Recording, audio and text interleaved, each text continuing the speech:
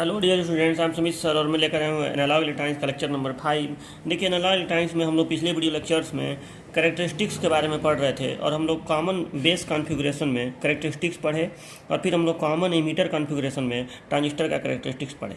ये कैरेक्टरिस्टिक्स काफ़ी ज़्यादा इंपॉर्टेंट होता है और हम लोग इसमें इनपुट कैरेक्टरिस्टिक्स और आउटपुट कैरेक्टरिस्टिक्स के बारे में पढ़े। ठीक है, आउटपुट कैरेक्टरिस्टिक्स ज़्यादा इंपॉर्टेंट होता है, उसमें हमें saturation region, cut off region और एक्टिव रीजन प्राप्त होता है। ठीक है, और फिर हम लोग कुछ पैरामीटर्स देखे थे जैसे current gain, voltage gain, input resistance, output resistance etcetera. तो अब देखिए, अब आज हम लोग पढ़ेंगे, अब दोनों कॉन्फ़िगरेशन तो हो गए, आज हम लोग पढ़ेंगे कॉमन कलेक्टर कॉन्फ़िगरेशन। ठीक है, कॉमन कलेक्टर कॉन्फ़िगरेशन। अब देखिए, कॉमन कलेक्टर कॉन्फ़िगरेशन जो है इसमें कैरेक्टरिस्टिक्स नहीं बनाया जाता है, बस आप इसका थोड़ा सा स्टडी करेंगे कि ये क्या होता है कॉमन कलेक्टर कॉन्फ़िगरेशन। ठीक है, तो देखिए, पहले तो इसका सर्किट मैं बना रहा हूँ आपको।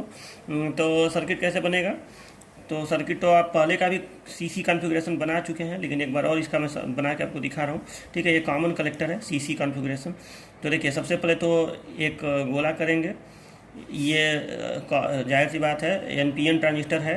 ठीक है, और जिस टर्मिनल को कॉमन रखना होता है उसे नीचे रखेंगे, तो ये कलेक्टर टर्मिनल हो गया, कलेक्टर को कॉमन रखना है सी।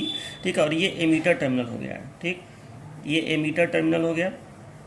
और अब देखिए, और ये बेस टर्मिनल हो गया। इसका जो बाइसिंग किया जाएगा, मतलब जो बैटरी लगाया जाएगा, इधर भी बी और इधर भी ई, वो बैटरी का कनेक्शन थोड़ा सा इसका अटपटा होता है, तो आपको थोड़ा सा इसको अच्छे से समझना पड़ेगा। अब देखिए, ये एनपीएन ट्रांजिस्टर है, तो एमीटर से धारा बाहर की ओर, तो ये हो गया एमीटर से करंट मैंने बाहर दिखा दिया। अब देखिए, अब हमें कनेक्शन करना है, तो कनेक्शन हम कैसे करेंगे, तो हम कनेक्शन देखिए किस तरह से करेंगे इसको। इसका करने के लिए तो यहाँ पे जो बेस है, पहले एक बात समझिए। देखिए, तो देखिए, ये यन है, ये पी है और ये यन है। ठीक, यन पी यन। तो अभी तक मैं आपको ये बता रहा था कि आप केवल यन पी एन को देखकर और ये बता सकते हैं कि बैटरी का कनेक्शन कैसे करेंगे, क्योंकि हमेशा कलेक्टर बेस जंक्शन को हम लोग फॉरवर्ड बायस देते हैं और कलेक्टर बेस जंक्शन को रिवर्स बायस दिया जाता है और एमीटर बेस जंक्शन को फॉरवर्ड बायस। ठीक है, एमीटर बेस जंक्शन हमेशा फॉरवर्ड बायस में होता है, मैं आपको बताया था कि एमीटर बेस जंक्शन जो है वो हमेशा फॉरवर्ड बायस में होता है। एमीटर बेस जंक्शन ये फॉरवर्ड में होता है और कलेक्टर बेस जंक्शन जो है ये रिवर्स में होता है। यही तो ट्रांजिस्टर में हम लोग हमेशा करते हैं। ठीक है, तो अब देखिए, तो यहाँ पे हमें इस जंक्शन को, मतलब यहाँ पे जो कलेक्टर बेस जंक्शन है जो यहाँ बन रहा है, ठीक है, इधर जो बनेगा, ये सिंबल में आपको थोड़ा सा जंक्शन नहीं समझ में आता है, लेकिन ये इधर जो मतलब जंक्शन बनेगा उसको हमको रिवर्स बायस देना है और एमीटर बेस जंक्शन को फॉरवर्ड बायस देना है। यही तो हमें करना है। ठीक है, अगर आपको इस फिगर से नहीं भी समझ में आ रहा होगा तो आप इसको रियल जो फिगर है उससे भी आप समझ सकते हैं कि, ठीक है, ये यहाँ पे है, ये कलेक्टर है कॉमन, इधर ये बेस है और ये इधर एमीटर है।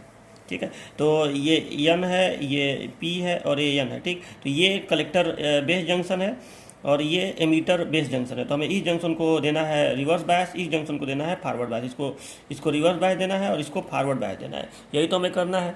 तो अब देखिए, इसके लिए हम लोग करेंगे क्या, तो आप अभी आपको सोचने पे ये लग रहा होगा कि अगर हम बी को, जैसे ये बी जो है यहाँ पे बेस, ये पी है, मतलब ये यहाँ पे देखिए एमीटर बेस जो है वो कहीं ना कहीं पी से जुड़ा है, तो आपको लग रहा होगा कि अच्छा ये पी है तो इसको रिवर्स बायस देना है, तो इसको हम लोग माइनस दे देते हैं। रिवर्स बायस देने के लिए आपको ऐसे लग रहा होगा कि हाँ, इसको ऐसे माइनस दे देंगे इस तरह से, तो ये रिवर्स बायस हो जाएगा। लेकिन नहीं, इसमें थोड़ा सा उल्टा टाइप का होता है। ठीक है, इसमें इस तरह से रिवर्स बायस नहीं देंगे, क्योंकि हमें धारा का भी ध्यान देना है कि एमीटर से जो करंट है वो बाहर निकलेगा। ये भी तो हमें ध्यान देना है कि एमीटर से जो करंट है वो बाहर निकलेगा, और एमीटर से बाहर निकलेगा तो कलेक्टर और बेस दोनों से अंदर जाएंगे, तो यहाँ से करंट अंदर जाएगा और यहाँ से भी करंट अंदर जाएगा, दोनों तरफ से अंदर जाएंगे, एमीटर से बाहर निकलेगा। ये तो जाहिर सी बात है, ये तो रूल है हर एक ट्रांजिस्टर में, आई बराबर आई बी प्लस आई सी होता है, और एनपीएन ट्रांजिस्टर में एमीटर से बाहर निकलता है और बेस कलेक्टर दोनों से अंदर जाता है। तो अगर आप इधर माइनस कर देंगे ये सोच के कि पी को माइनस से दे देंगे तो रिवर्स बायस हो जाएगा कलेक्टर बेस वाला, तो ये गलत हो जाएगा, क्योंकि तब धारा इधर से निकलेगी थोड़ी ही माइनस से।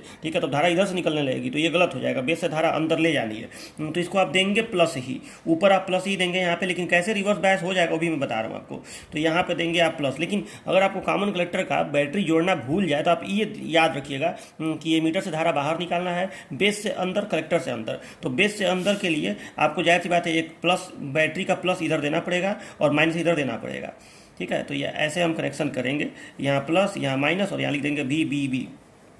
ठीक है, ये हो गया। मतलब ऐसे हम लोग बैटरी का कनेक्शन करेंगे, वो आपको अभी समझ में आ जाएगा कि कैसे कलेक्टर बेस जंक्शन रिवर्स बायस में होगा। अभी लग रहा होगा कि अच्छा ये तो P प्लस से हो गया, तब तो ये फॉरवर्ड बायस में हो गया कलेक्टर बेस जंक्शन, लेकिन ऐसा होगा नहीं, वो रिवर्स बायस में ही होगा।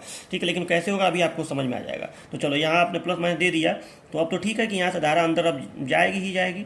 ठीक है, चलो अब देखो कि कैसे इसको हम लोग रिवर्स बायस देंगे। मतलब इस संधि को हमने, अगर यहाँ पे भी देखते रहिएगा कि अगर हमने इसको ऊपर प्लस दे दिया और यहाँ नीचे माइनस दे दिया, तो फिलहाल के लिए तो यही लग रहा होगा कि ये संधि जो है वो फॉरवर्ड बायस में हो गई। लेकिन अभी आपको समझ में आएगा कि हमें कलेक्टर बेस जंक्शन जो है इसको रिवर्स बायस रखना होता है, और रिवर्स बायस होगा भी। पहले पूरा कनेक्शन कर लेने दीजिए।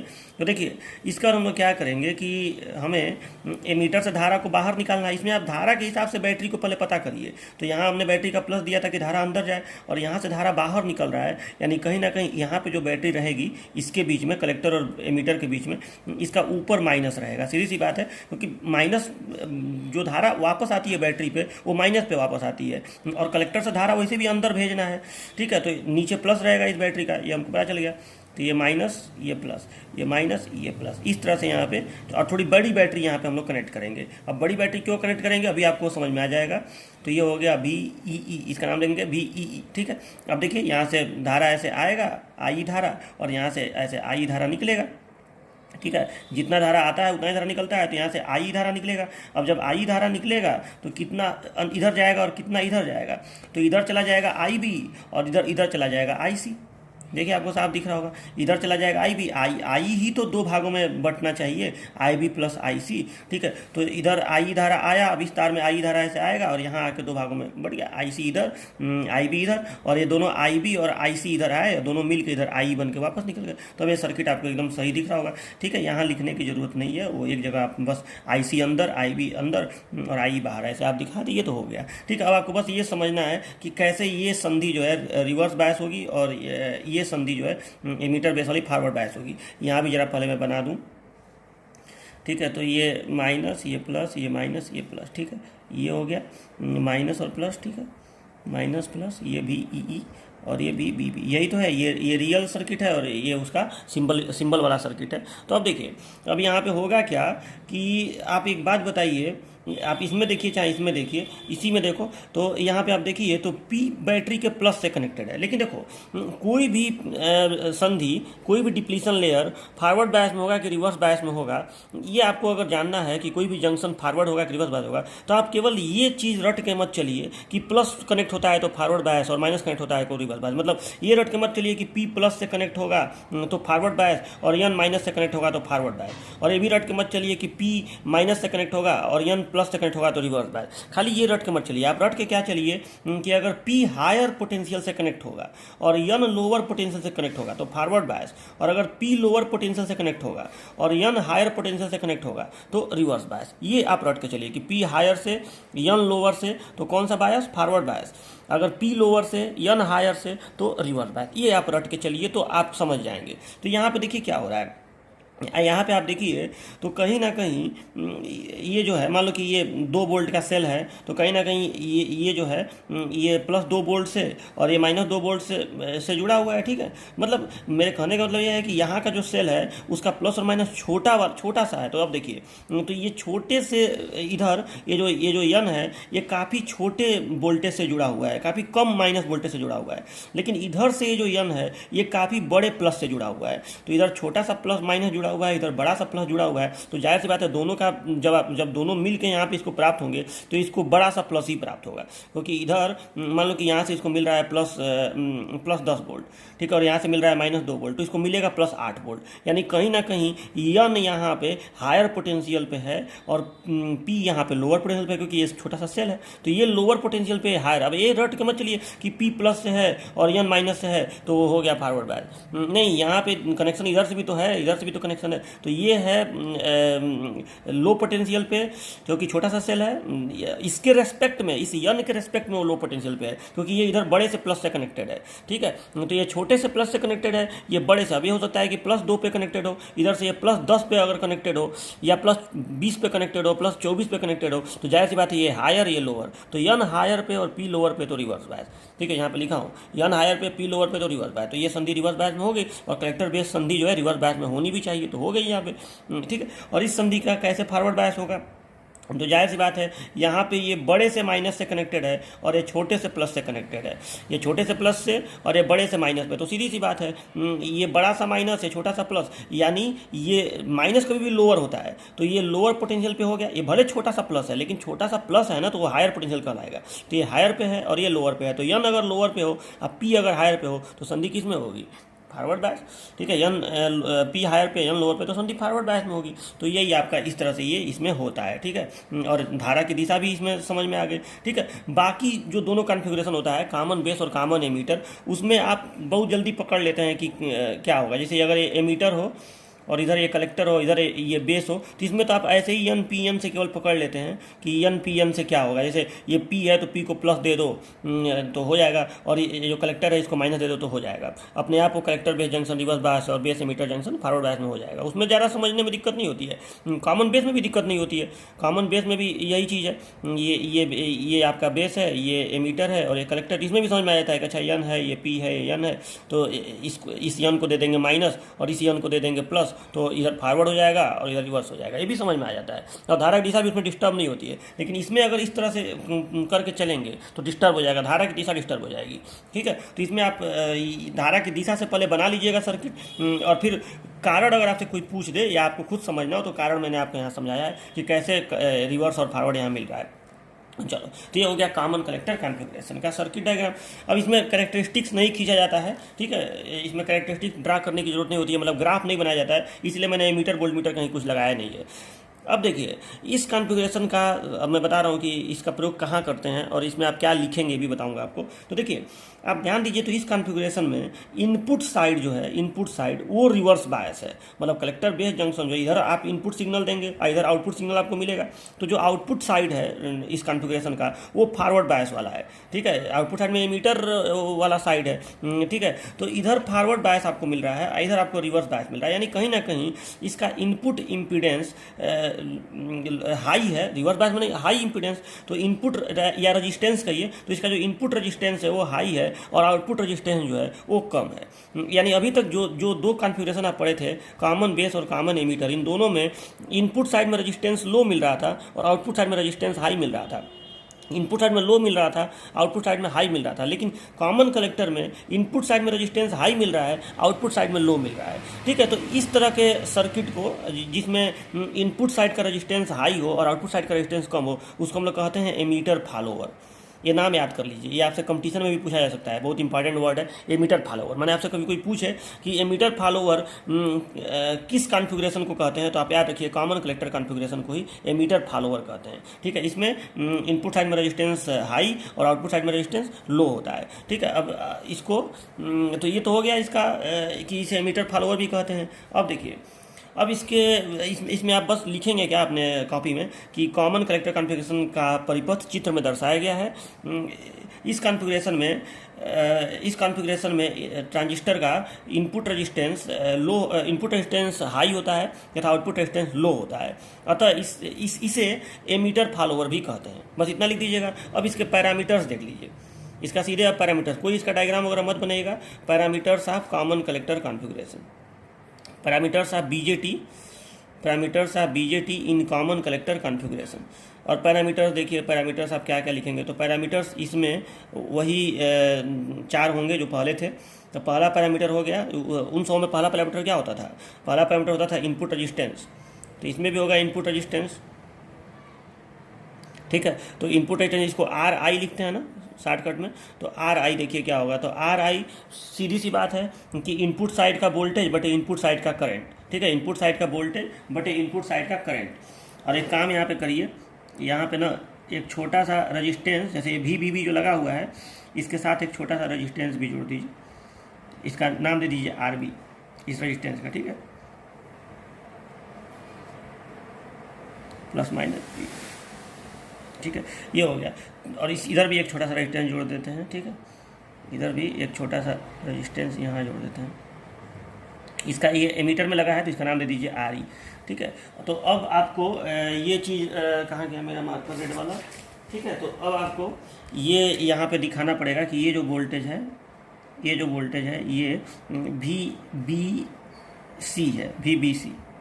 ठीक है। ये जो वोल्टेज है VBC कहलाएगा, ठीक है। ये VBB कहलाएगा बैटरी, और यहाँ बेस और एमीटर कलेक्टर के बीच में जो वोल्टेज होगा वो VBC कहलाएगा, ठीक है। क्योंकि कुछ वोल्टेज यहाँ ड्रॉप होगा ना, RB में कुछ वोल्टेज ड्रॉप हो जाएगा, तो जो बचेगा वो आपका VBC कहलाएगा। और यहाँ एमीटर और कलेक्टर के बीच में यहाँ जो वोल्टेज मिलेगा, आप ऐसे तीर दिखा देंगे, ये जो वोल्टेज होगा इसको हम लोग कहेंगे VEC वोल्टेज, इसके बीच में ये कहलाएगा, ठीक है। तो ये VEC हो गया और ये VBC हो गया।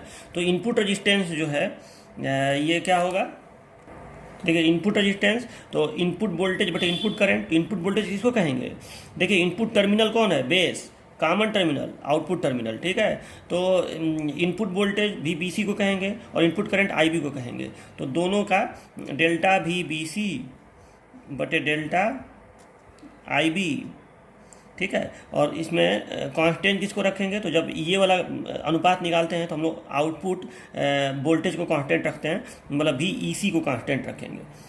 VEC is equal to constant. जब ये वाला हम लोग पैरामीटर निकालते हैं तो आपको मालूम है कि आउटपुट वोल्टेज को कांस्टेंट रखा जाता है। ये मैं आपको पढ़ाया था पिछले टर्म पे, ठीक है, बाकी दोनों पैरामीटर्स में।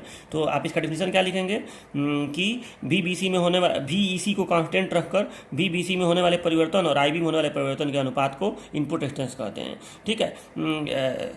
Ratio of change of voltage in, ratio of change in VBC and change in IB when VEC is constant is known as input resistance, ऐसे लिख दीजिएगा। अब देखिए आउटपुट रेजिस्टेंस, तो आउटपुट रेजिस्टेंस जो है ये, इसको RO बोलेंगे, और ये हो जाएगा RO इज इक्वल टू, यहाँ पे आउटपुट वोल्टेज अपन आउटपुट करंट, तो डेल्टा VEC, और आउटपुट करंट क्या है, डेल्टा I। और जब ये ग्राफ, ये जब अनुपात निकालते हैं तो कांस्टेंट इनपुट करंट को रखते हैं, तो यहाँ पे IB is equal to constant. चलो ये दोनों हो गया parameter, input resistance, output resistance. अच्छा अब यहाँ देखिए आप कि यहाँ पे अगर आप डेल्टा IB को हल्का सा परिवर्तित करें तो डेल्टा VBC, या आप ऐसे समझिए कि इस डेल्टा VBC में बहुत ज़्यादा परिवर्तन होने पर, देखिए यहाँ पे ये जो डेल्टा IB है इसका मान आपको मालूम है कि बहुत कम होता है। तो ये जब मान कम होता है तो जाहिर सी बात है, ये हर जब कम है, डिनोमिनेटर बहुत कम है, तो ये ज़्यादा ही होगा, तो इनपुट रेजिस्टेंस हाई होगा। और आपको मालूम है कि I जो है एमीटर करंट, ये हाई होता है, ठीक है। तो दोनों करंट का योगफल होता है ना, तो ये ज़्यादा होता है, तो ये ज़्यादा होगा तो ये आपको कम ही मिलेगा, ठीक है। तो इस वजह से इसका इनपुट रजिस्टेंस और ये आउटपुट रेजिस्टेंस ये ज़्यादा होता है और ये कम होता है, ठीक है। अब तीसरा पैरामीटर, तो तीसरा पैरामीटर जो इम्पॉर्टेंट होता है, तीनों का ये पैरामीटर इम्पॉर्टेंट होता है, इसका भी है करंट गेन, या करंट एम्प्लीफिकेशन फैक्टर कहिए और चाहे करंट गेन कहिए, दोनों कहा जाता है। करंट एम्प्लीफिकेशन फैक्टर, धारा प्रवर्धन गुणांक, या इसको करंट गेन कहा जाता है, धारा लाभ, करंट गेन। और इसके करंट गेन को किससे प्रसिद्ध करेंगे, गामा से, धारा लाभ इसको बोलते हैं, ठीक है, करंट गेन को हिंदी में, या धारा प्रवर्धन गुणांक। और इसको गामा से रिप्रेजेंट करेंगे। अभी तक आप सीखे थे अल्फा और बीटा। अल्फा किसके करंट गेन को कहते हैं, कॉमन बेस। बीटा किसके करंट गेन को कहते हैं, कॉमन एमीटर। और गामा किसके करंट गेन को कहेंगे, कॉमन कलेक्टर, ठीक है। तो अब इसका करंट गेन का सूत्र देखिए। तो करंट गेन अगर आप DC सिग्नल का प्रयोग करें तो गामा DC हो जाएगा, मतलब आप केवल बैटरी वगैरह का प्रयोग करें तो जाहिर सी बात है करंट गेन क्या होता है, गामा का सूत्र होता है। कभी भी अगर आपको गामा निकालना हो या कोई भी करंट गेन निकालना हो तो उसका फार्मूला होता है output current upon input current. ये मैं आपको बताया था, current gain is equal to output current upon input current. यही आप कर दीजिए तो करंट गेन निकल जाएगा। तो गामा DC, अगर आप DC सिग्नल का प्रयोग करें तो आउटपुट करंट I बटे IB कर देंगे आप, I बटे IB, तो I बटे IB हो गया, ये गामा DC हो गया। और गामा AC क्या हो जाएगा, तो गामा AC जब आप निकालेंगे तो जाहिर सी बात है उसमें हम लोग चेंज की बात करते हैं, तो डेल्टा I बटे डेल्टा IB।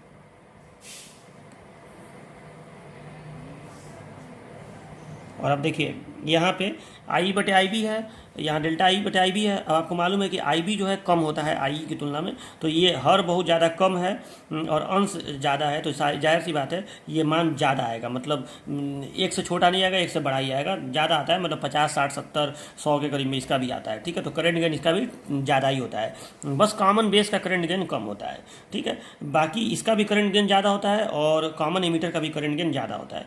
और लास्ट हो गया आपका voltage gain, last parameter voltage gain. Voltage gain को ए भी लिखते हैं, और ए बी का तो आपको मालूम ही है कि ए बी जो होता है आउटपुट वोल्टेज अपन इनपुट वोल्टेज, तो output voltage delta V E C लिख देंगे, तो डेल्टा वी ई सी बटे डेल्टा वी बी सी। तो ये हो गया आपका वोल्टेज गेन का फार्मूला इसका, ठीक है। तो तीनों तरह के इसके गेन हो गए, ठीक है, और इसका पूरा पैरामीटर, तो यही आपको कॉमन करेक्टर हिंट डाल के जो बताया वो लिख के, और ये चारों पैरामीटर आप लिख दीजिएगा, ठीक है। ये आपका अगला हेडिंग है, जो आप लोग तीनों कन्फिग्रेशन पढ़े हैं उसमें जो कैरेक्टरिस्टिक्स वगैरह पढ़े हैं, तो आपको उससे जो निष्कर्ष निकला है उसका आपको एक टेबल बनाना है और कंपेयर करना है सी बी, सी ई और सी सी, और ये एग्जाम में क्वेश्चन आता है, ठीक है। Comparison between common base, common emitter and common collector configuration, ठीक है। तो देखिए अब कंपेरिजन आप कैसे करेंगे, तो कंपेरिजन के लिए ऐसे टेबल बनाएंगे, यहाँ सीरियल नंबर, यहाँ पैरामीटर्स, किस पैरामीटर पर कंपेरिजन कर रहे हैं, तो 6 पैरामीटर पर मैं कंपेरिजन करूँगा, input resistance, output resistance, current gain, voltage gain, leakage current और एप्लीकेशन, ठीक है। यहाँ सी बी, सी सी सी तीनों का कंपेरिजन करूँगा, और ये टेबल आपको भविष्य के लिए भी, कंपटीशन वगैरह के लिए भी याद रखना है, क्योंकि इससे क्वेश्चन उठा देते हैं सब, ठीक है। तो याद रखिए। चलिए तो शुरू करते हैं। देखिए सी बी का इनपुट रेजिस्टेंस कितना होता है, मतलब लो होता है कि हाई होता है, तो जाहिर सी बात है लो होता है, ठीक है। और उसका मैं वैल्यू भी आपको आज बता रहा हूँ कि लगभग कितना होता है, तो लगभग इसका 100 ओम के आसपास में होता है, अबाउट 100 ओम, ठीक है। लो होता है और 100 ओम के आसपास में होता है। 100 ओम कोई बहुत बड़ा चीज़ नहीं होगा, ठीक है, लो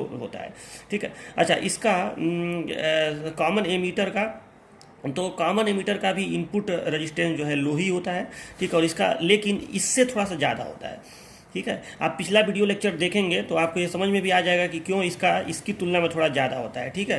तो ये होता है इसका लो ही कहलाएगा लो ही, लेकिन इसकी तुलना में ज़्यादा होता है, और ये होता है 750 ओम के आसपास में, ठीक है। ये हो गया, ये भी कोई बहुत बड़ा संख्या नहीं हुआ, 750 ओम, ज़्यादा का मतलब किलो ओम, मेगा ओम, इसको ज़्यादा बोलते हैं। तो जाहिर सी बात है इन दोनों का इनपुट वाला लो होता है, आउटपुट वाला हाई होता है, ठीक है।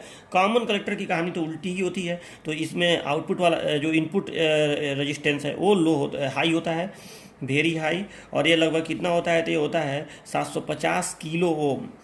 देखिए लगभग 750 किलो ओम से मेगा ओम तक भी होता है, तो 1 मेगा ओम तक ये लगभग होता है। तो देखिए कितना ज़्यादा इसका आउटपुट इनपुट रेजिस्टेंस है, ठीक है, बहुत ज़्यादा, 750 किलो ओम से 1 मेगा ओम तक इसका लगभग होता है। तो सी बी का इनपुट लो, सी ई का इनपुट लो, सी सी का हाई, इसका ज़्यादा लो होता है, मतलब लगभग 100 ओम की। इसको आप चलिए इसको आप ऐसा करिए, वेरी लो लिख दीजिए, तो वेरी लो लगभग 100 ओम के आसपास में इसका लो, 750 ओम के आसपास में इसका वेरी हाई, ठीक है, 750 किलो ओम से 1 मेगा ओम। अच्छा, अब आउटपुट रेजिस्टेंस देखिए, तो इसका आउटपुट रेजिस्टेंस बहुत ज़्यादा हाई होता है, वेरी हाई। जैसे इसका ये वाला इनपुट हाई है, इसका आउटपुट हाई होता है। अब वेरी हाई का यहाँ मतलब क्या हुआ, तो यहाँ वेरी हाई का मतलब होता है लगभग 450 किलो ओम के आसपास में होता है।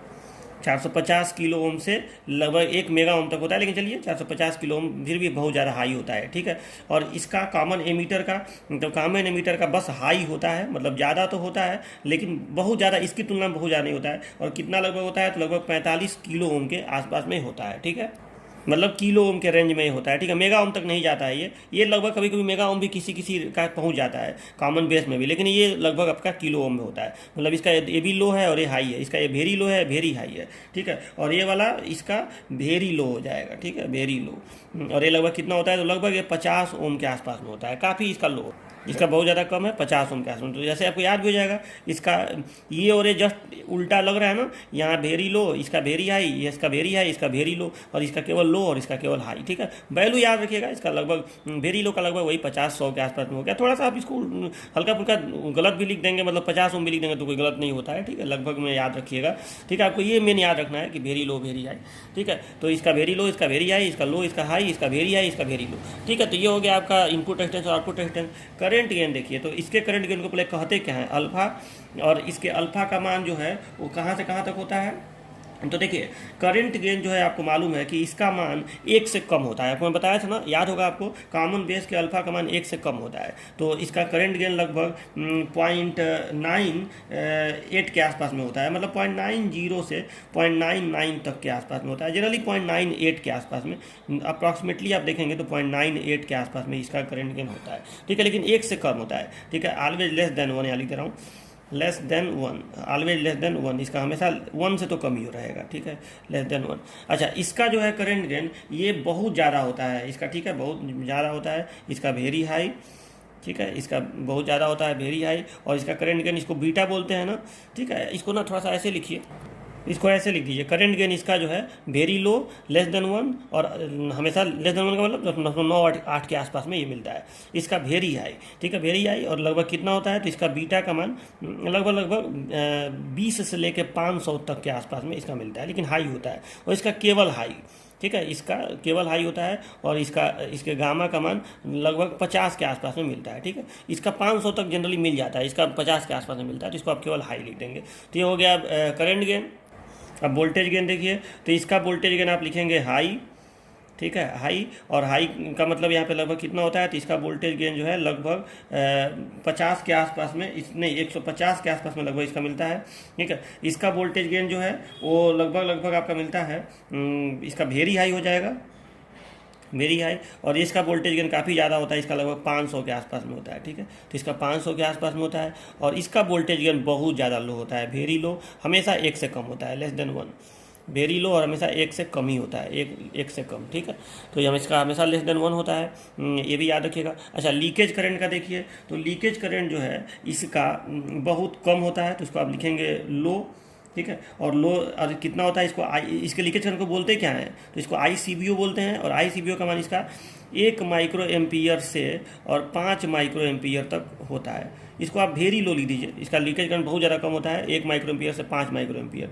इसका लीकेज करंट जो है वो आप इसको केवल लिखेंगे कि मतलब बहुत कम नहीं होता है, इसका लीकेज करंट ठीक ठाक। देखो, लीकेज करंट ये जो है काफ़ी कम है, लेकिन इसका लीकेज करंट बहुत ज़्यादा कम नहीं होता है, इसको आप हाई लिखेंगे, हाई, ठीक है। और इसका लीकेज करंट जो है ICEO बोलते हैं इसको, और इसका मान होता है 20 माइक्रो एम्पियर से 500 माइक्रो एम्पियर। हालांकि ये करंट ज़्यादा नहीं है, लेकिन लीकेज करंट के लिए ज़्यादा है, ठीक है। लीकेज करंट का मान अगर इतना है तो फिर वो अच्छा खासा उसको कहा जाएगा, ठीक है। इसका वेरी लो 1 माइक्रो एम्पियर से 5 माइक्रो एम्पियर, इसको आप लो ही बस कहिए, इसका लो है 1 माइक्रो एम्पियर से 5 माइक्रो एम्पियर। इसका हाई होता है 20 माइक्रो एम्पियर से 500 माइक्रो एम्पियर, ठीक है।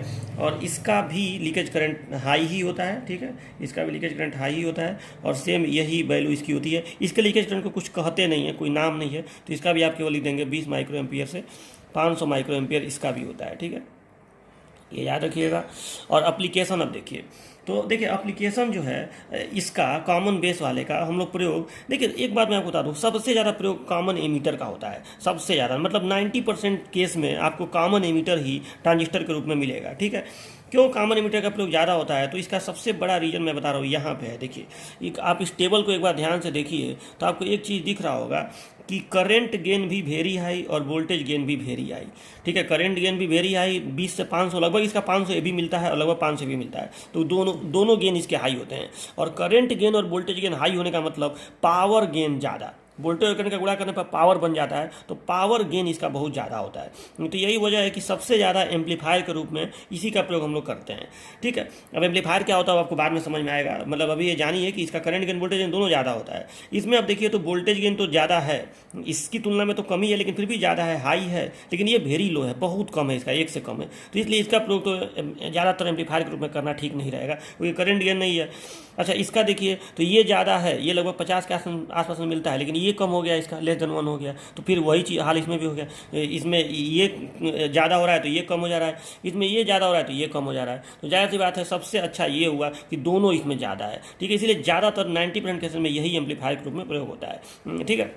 हाँ, एक बात आपको बता दूं कि इसका एक अपना फ़ायदा है जो इसमें नुकसान है, और वो है ये लीकेज करंट इसका ज़्यादा होता है, इसका लीकेज करंट कम होता है, ठीक है। यानी असली बात यह है कि टेम्परेचर के परिवर्तन का असर इस पर बहुत कम होता है कॉमन बेस पे।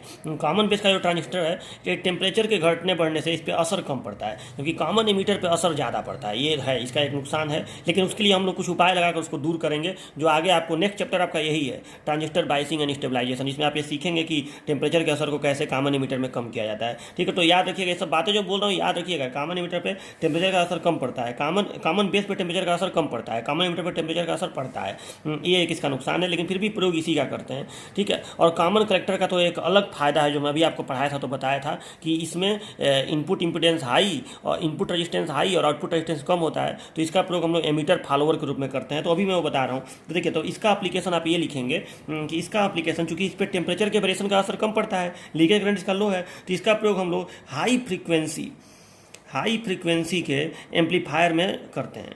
High frequency QUENCY, high frequency amplifier. Amplifier का स्पेलिंग क्या होता है?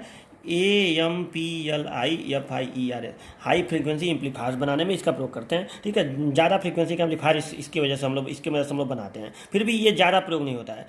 ठीक है। अच्छा, कॉमन एमीटर का प्रयोग हम लोग कहाँ करते हैं? तो इसका प्रयोग हम लोग करते हैं, इसी का प्रयोग सबसे ज़्यादा करते हैं, इसका प्रयोग हम लोग करते हैं ऑडियो फ्रीक्वेंसी। यानी जनरली हम लोग को जो एम्पलीफायर चाहिए दैनिक जीवन में, जैसे आप लोग को याद होगा जब मैं क्लास में पढ़ाता था तो मैं एक माइक का प्रयोग करता था, और माइक के साथ एक काले रंग का बॉक्स होता था ना, जिसको मैं इधर उधर कहीं रख देता था, ब्लूटूथ वाला। ठीक है, तो वो एम्पलीफायर था जो मेरे आवाज़ को बढ़ा देता था। ठीक है, उसको आप लोग स्पीकर बोलते हैं, लेकिन असली में वो स्पीकर तो उसका एक पार्ट है, असली में उसके अंदर एम्पलीफायर लगा होता है जो आवाज़ को तेज करता है। ठीक है, तो ऑडियो एम्पलीफायर्स में इसका प्रयोग हम लोग करते हैं। तो जनरली हम लोग के लिए तो ऑडियो एम्पलीफायर जो है, ये इसको ऐसे लिखेंगे, ऑडियो फ्रीक्वेंसी एम्पलीफायर। ठीक है, ऑडियो फ्रीक्वेंसी का मतलब 20 हर्ट्ज से 20 किलो हर्ट्ज। ठीक है, ऑडियो फ्रीक्वेंसी एम्पलीफायर्स में इसका प्रयोग हम लोग करते हैं। लो फ्रीक्वेंसी के एम्पलीफायर बनाने में इसका प्रयोग हम लोग करते हैं ऑडियो फ्रीक्वेंसी एम्पलीफायर्स में।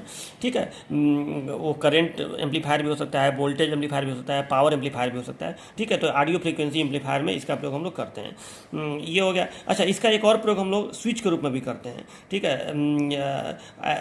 एज स्विच भी इसका प्रयोग करते हैं, एज स्विच। ठीक है, स्विच के रूप में भी इसका प्रयोग हम लोग करते हैं। तो इसका प्रयोग एज, यहाँ एज लिख दीजिएगा, as high frequency amplifiers, as audio frequency amplifiers, as switch. ठीक है, मतलब इन दोनों के रूप में इसका प्रयोग करते हैं। और इसका प्रयोग हम लोग किस रूप में करते हैं? तो इसका प्रयोग हम लोग करते हैं एज एमीटर फॉलोवर इसका यूज करते हैं।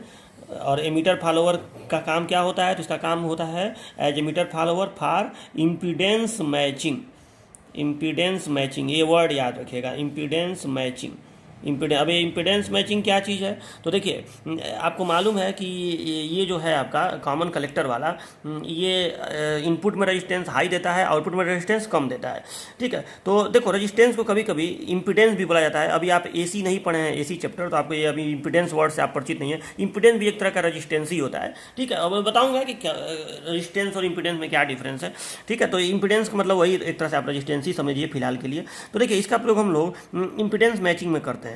आपको मतलब कहने का ये मतलब हुआ ना कि मान लो कि हमारा जो लोड है, मान लो कि हम कोई सामान चला रहे हैं, तो जो हमारा लोड है उसका इम्पीडेंस काफ़ी लो है, और जो हमारा सोर्स है, सोर्स मतलब जैसे कोई बैटरी हो गया या कोई भी चीज़ हो गया, जनरेटर हो गया, तो जो हमारा सोर्स है उसका इम्पीडेंस हाई है। इसका जो सोर्स है, जो लोड है, उसका इम्पीडेंस लो है।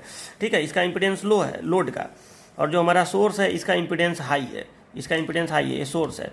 तो अगर आप इसको सीधे ऐसे जोड़ देंगे, सोर्स को लोड से जोड़ देंगे, तो इसका इम्पीडेंस लो है और इसका इम्पीडेंस हाई है। तो इस कंडीशन में आपको मैं पढ़ाया था मैक्सिमम पावर ट्रांसफ़र थ्योरम कि अगर इम्पीडेंस यहाँ पे मैच नहीं करेगा तो मैक्सिमम पावर ट्रांसफ़र नहीं होगा। मतलब इसकी ऊर्जा जो है, जो सोर्स की ऊर्जा है, वो अधिकतम ऊर्जा इसको प्राप्त नहीं होगी।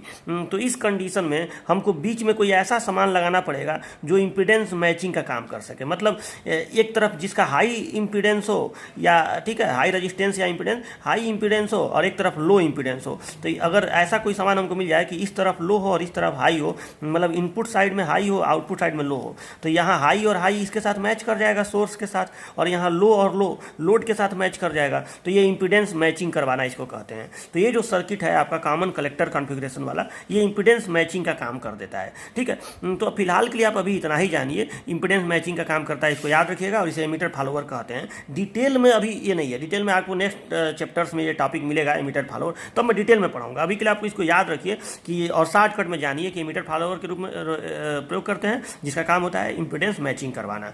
तो आपको मुझे पूरा उम्मीद है कि ये टेबल आपको बहुत अच्छे से समझ में आएगा होगा। इस टेबल को इंपॉर्टेंट रखिएगा, एग्जाम में आए चाहे ना आए, ये कंपटीशन के लिए भी बहुत ज़्यादा इंपॉर्टेंट है। ठीक है, देखिए डियर स्टूडेंट्स, आपका अगला हेडिंग है डिफरेंट रिलेशनशिप्स ऑफ बीजेटी, मतलब बीजेटी के विभिन्न संबंध। ठीक है, अब ये किन चीज़ों में संबंध है ये मैं आपको बता रहा हूँ। जैसे अल्फ़ा बीटा गामा में संबंध, ये बहुत ज़्यादा एग्जाम में आता है, अल्फ़ा बीटा गामा में संबंध। जैसे ICBO और ICEO में संबंध, ये करंट जो होता है ना, लीकेज करंट, इन दोनों में क्या संबंध होता है, जैसे IC, IB और ICBO में संबंध। इस तरह से मतलब कई सारे आपको 4-5 इस तरह के डेरिवेशन मिलेंगे जो बहुत ज़्यादा इंपॉर्टेंट है, ठीक है। और इस पर आपको न्यूमेरिकल भी, वैसे तो आपके पेपर में डिप्लोमा में इसमें एनालॉग इलेक्ट्रॉनिक्स में न्यूमेरिकल आता नहीं है, लेकिन फिर भी मैं कुछ क्वेश्चन भी आपको कराऊंगा ताकि आप कंपटीशन लेवल पे भी तैयार कर सकें, ठीक है। तो अब ये सब आपको पढ़ना है कि डिफरेंट रिलेशनशिप्स क्या क्या होते हैं, ठीक है।